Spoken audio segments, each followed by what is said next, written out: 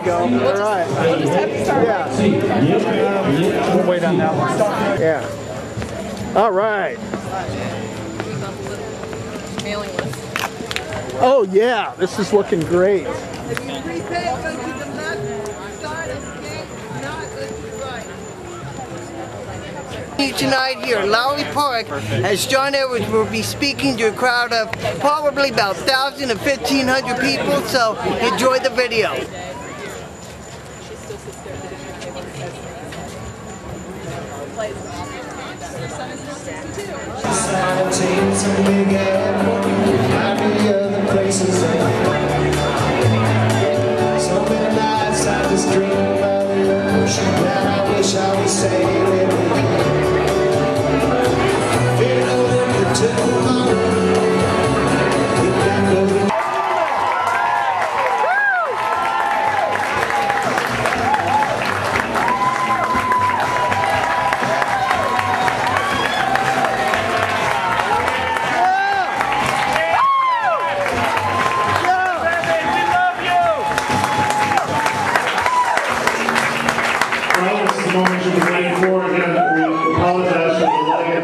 But I guarantee each and every one of you are happy to have waited because this is going to be a great event. Again, I'm Bob Henriquez. I'm a former state representative. As a result of all the hard work of the people in this room, and I want to thank you again for that opportunity. And tonight I have an incredible opportunity to introduce a man that is no stranger to these parts, but is a man that each and every one of us know is prepared to be the next president of the United States.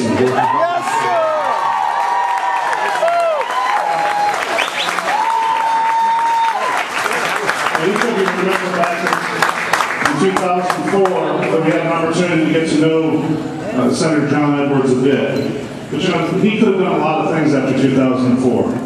But he decided to go back to his roots and work on issues of poverty and bringing people towards the middle class and trying to improve people's lives.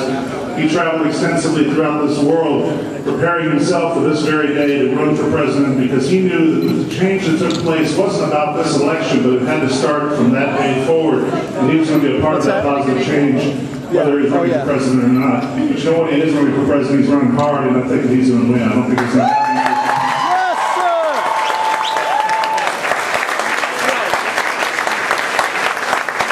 Are you ready to have a president? Are you ready for a president that'll get us out of Iraq?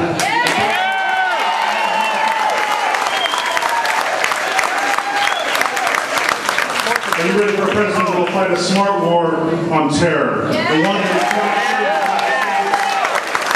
is respected throughout the world. Are you ready for a president that not only cares about what's going on in Iraq, but cares about this country as well, and that cares about people less fortunate than himself? And also, I know this, you want a president that has a smart and bold plan on universal health care to make sure that everyone...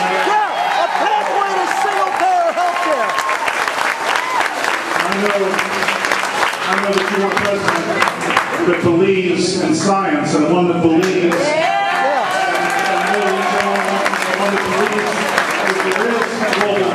somebody will put together a plan to take care of it. And if you're ready for all of those things, then you're ready for John Edwards. And guess what? He's here. John Edwards. Senator John Edwards.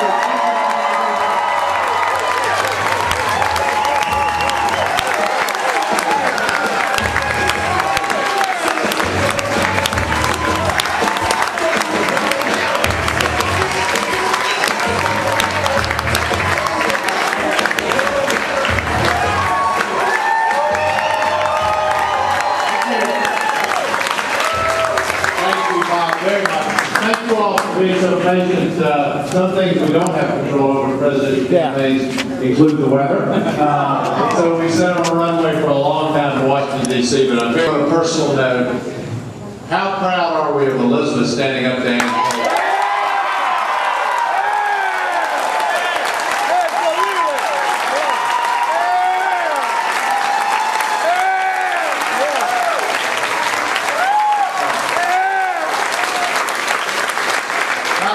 Feels good, her health is good, but standing up against this kind of hate language and hate mongering, no matter who it's directed at. It was directed at me, but not just directed at me. It was directed at some of the other Democrats too. And we cannot stand quietly by and watch this kind of name calling and hate language used. We have to stand.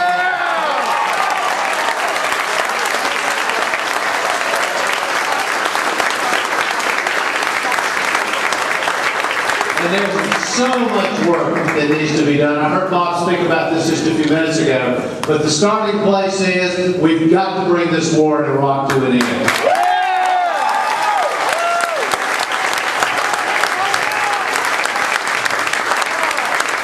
I have to say to all of you, not only ending the war in Iraq, and I believe the Congress has the power to end this war. If they use their weapons for it, they did the right thing. They submitted the bill to the president with a timetable for withdrawal. The president vetoed it. They should have sent him another bill with a timetable for withdrawal and another bill with a timetable for withdrawal.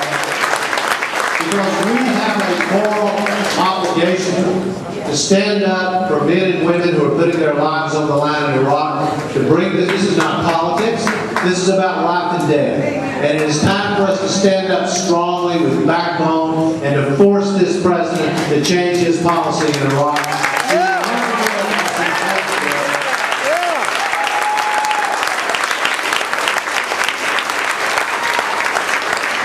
But beyond that, beyond the war in Iraq, America's got so much damage to redo. We've got to fix this problem. It's the war in Iraq. It's Guantanamo. On the first day that I'm President of the United States, I will close Guantanamo.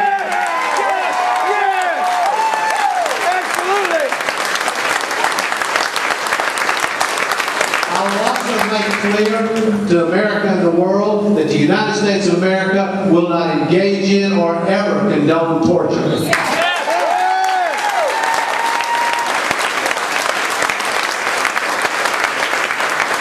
We will stop the illegal spying on the American people that's been engaged in.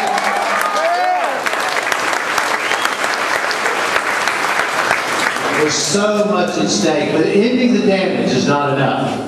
What will we do to actually make America a force for good in the world again? And there's so much opportunity to do that. Standing up and leading on the ending of the genocide in Darfur and Western Sudan. The spread of disease, specifically HIV/AIDS. America leading the way. Sanitation, clean drinking water, all the prevention that needs to be done. America should be leading the way to making primary school education available to 100 million children in the world who have no education whatsoever.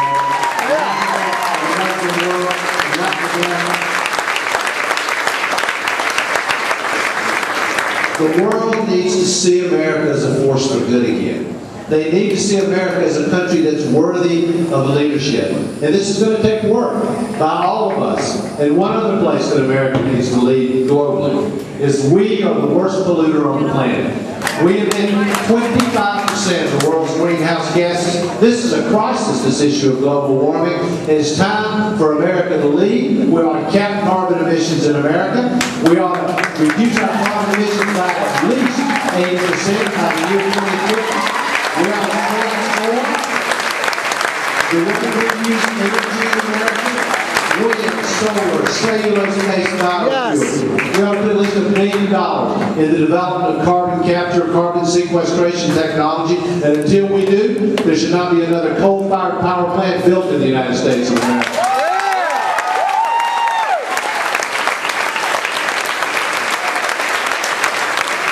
We ought to put at least $1 billion into making sure that America builds the most fuel-efficient, innovative cars on the planet with union workers, not have those cars built